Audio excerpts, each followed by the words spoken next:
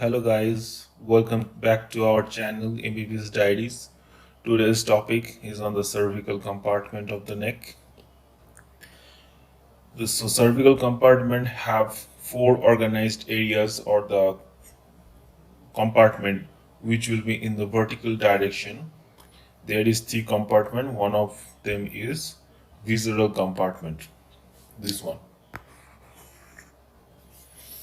Visceral compartment contains thyroid gland, trachea and esophagus. Now I have to show you in diagram that this yellow line, this one, this yellow line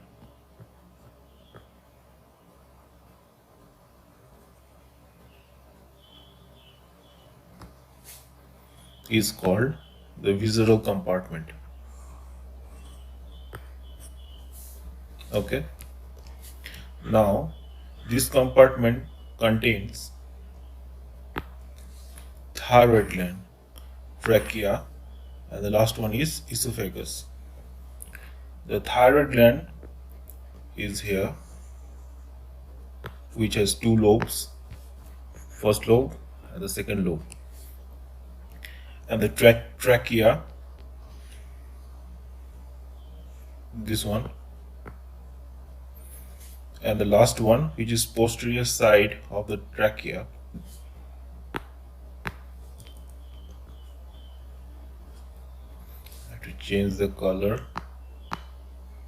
This one, posterior to trachea, this one is called esophagus, which lies in the posterior side of the trachea. Okay.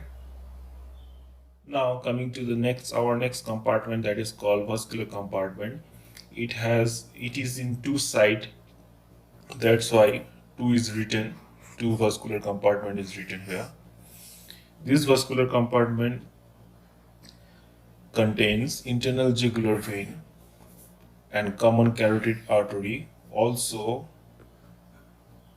cranial nerve 10, that's called vagus nerve, is also present here. We will see in picture. So this one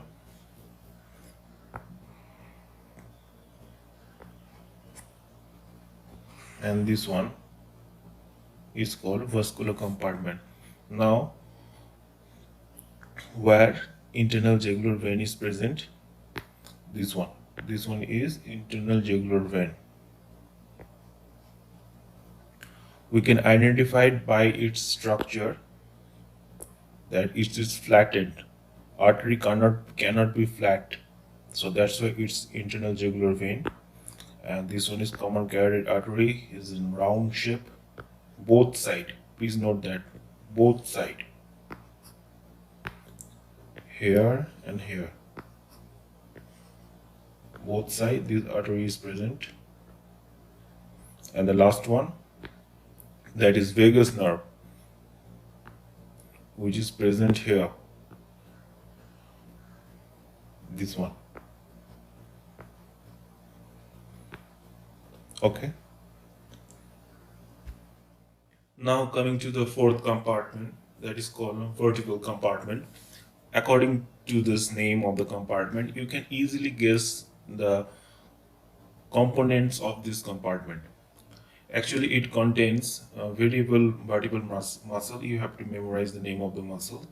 It doesn't have any important.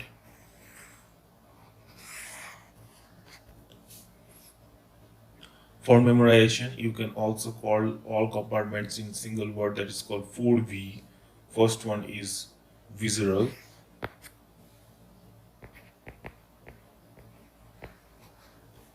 Second one is vascular,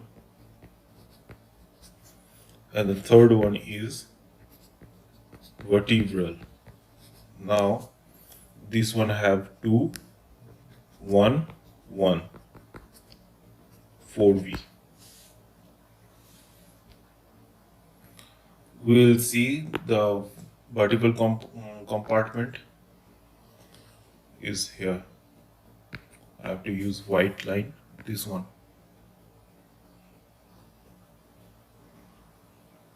This all vertebral compartment. Now we're coming to our next part, that is called cervical fascia, which is divided into two. That is first one is superficial and the second one is deep fascia. Superficial fascia is very simple to understand, but deep fascia is a little bit complicated than superficial fascia because it is divided into four distinct layers. First one is investing deep fascial layers, second one is pretracheal fascia, third one is carotid sheath, fourth one is prevertebral layer. We will discuss later. First we have to discuss about the superficial fascia. We will see in picture this white this red region, all the red region here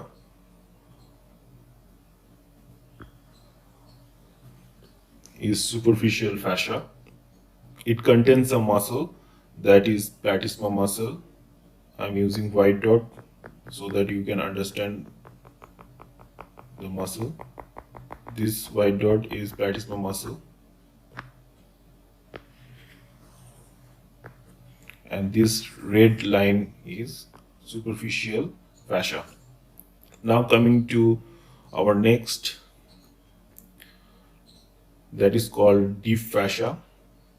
First layer of deep fascia is investing deep fascial layer.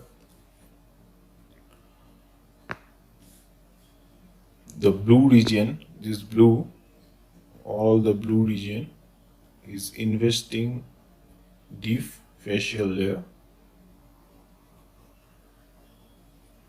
Okay. Now the muscle which contain, this one is sternocleidomastoid. Here I am using white dot so that you will understand. And the next one is trapezius muscle.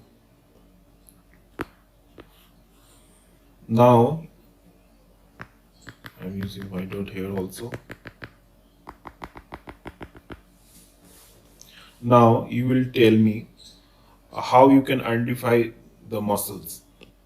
Actually this is posterior side of the body. If I look at the anatomical position, this is posterior side and this is anterior side. Actually it's in the back, if I make it easier, and this is front. And I told you earlier that this is a part of neck region, so this red portion is sternocleidomastoid and this should be trapezius muscle, is in the backside muscle, this one. Okay. Now coming to the second deep fascial layer, which is shown in yellow, this one showing in yellow line, this is called pretracheal fascia, which surrounds the structure that are found in visceral compartment. So this fascial layer surrounds your thyroid gland. This one is thyroid gland.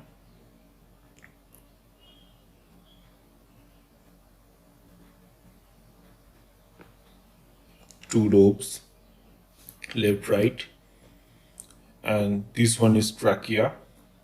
I'm using green for trachea. Thyroid gland is in white color, and the last one, which is posterior to what? Trachea, that is called esophagus. Esophagus is here, and the yellow line is pretracheal fascia. I hope you will understand. This is very easy to understand pretracheal fascia region. Now coming to our next fascia region, which is very much important, that is called carotid sheath, which contains four parts.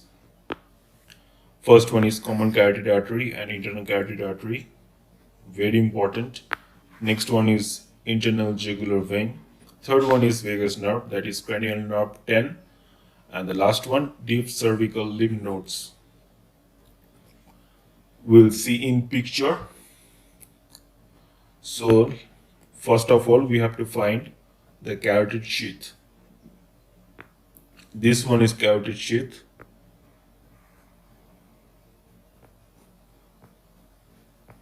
The purple color. This one. Now we have to find common carotid artery.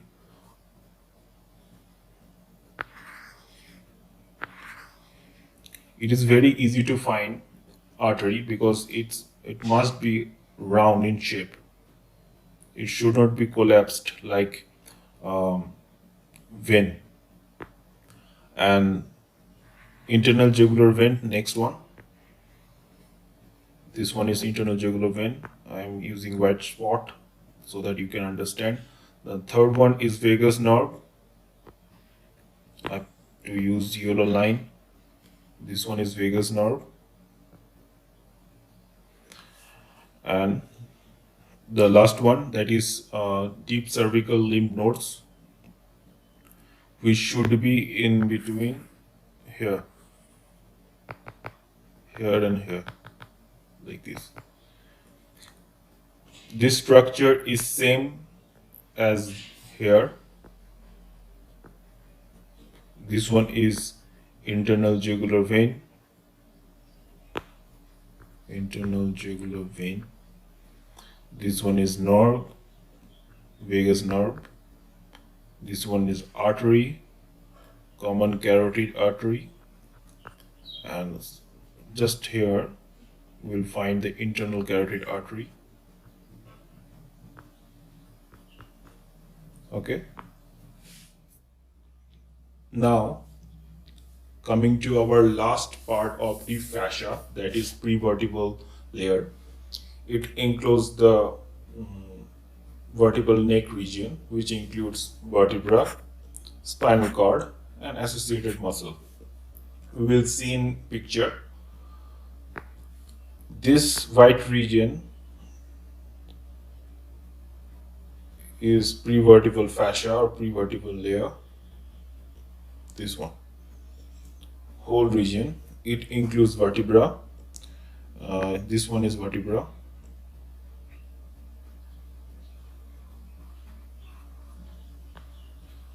This whole white region. This one is spinal cord. The yellow region is spinal cord. And the associated muscles, these all the vertebral muscles.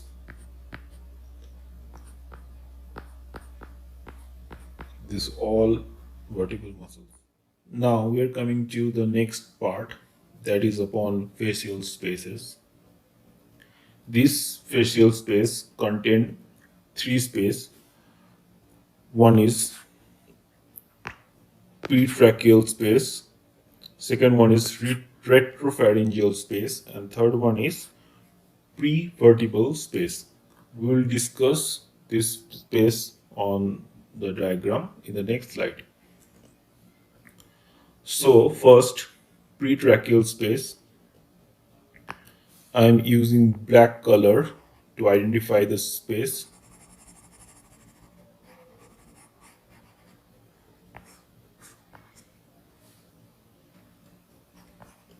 This one is pretracheal space. Now, this space has a clinical importance.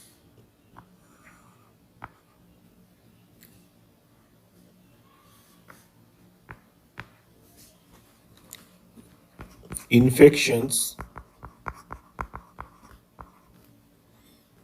in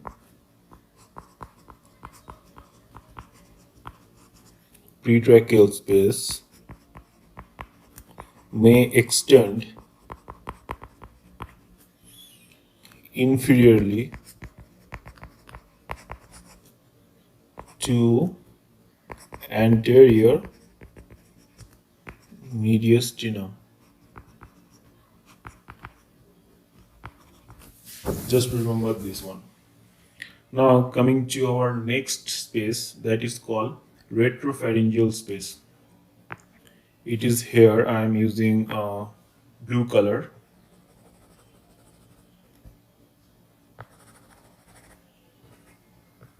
This region. This is retropharyngeal space. This space also have its clinical importance. I'm writing here. If invasion occurs, cancer can spread into this potential fascial space. If some mistake happens, then cancer can spread from here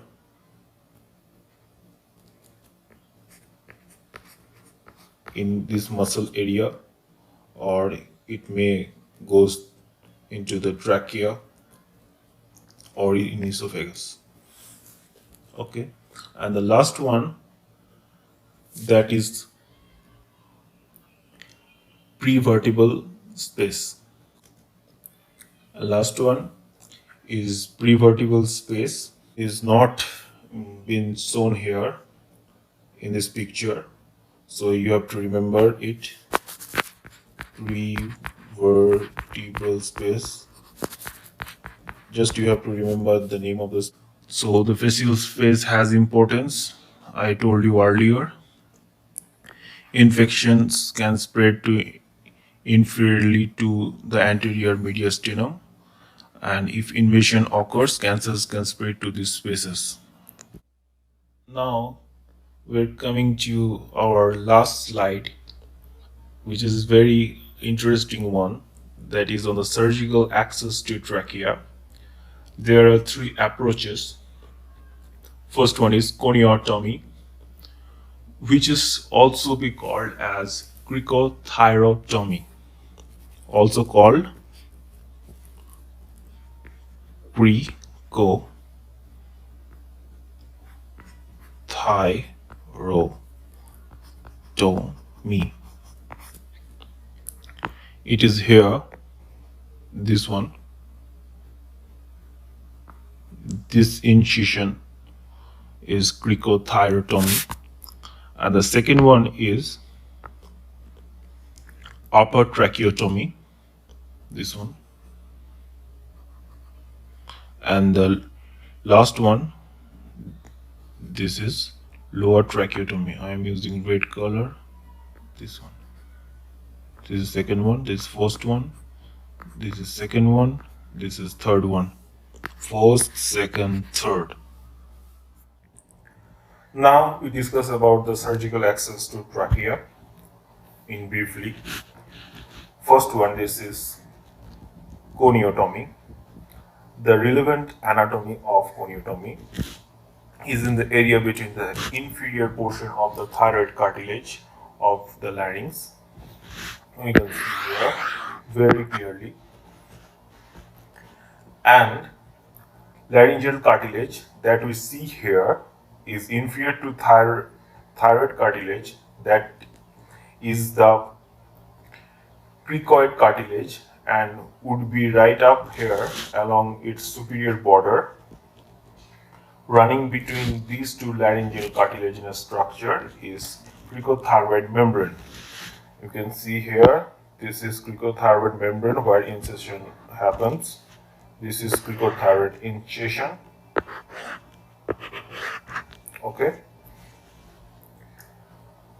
one could get to this incision would be performed and patient could be ventilated. Now we're coming to our next incision, that is upper tracheotomy. It is a vertical incision, not horizontal like goniotomy. Its anatomy, it is present inferior aspect of cricoid cartilage and isthmus of thyroid gland below. You will learn about how to approach in upper tracheotomy, how to approach to this region in surgery in your fourth year. Now the next incision, that is lower tracheotomy, and its anatomy, it's also a vertical incision and its anatomy is inferior to the isthmus of thyroid gland. Okay, thanks for watching. Please like and subscribe to my channel.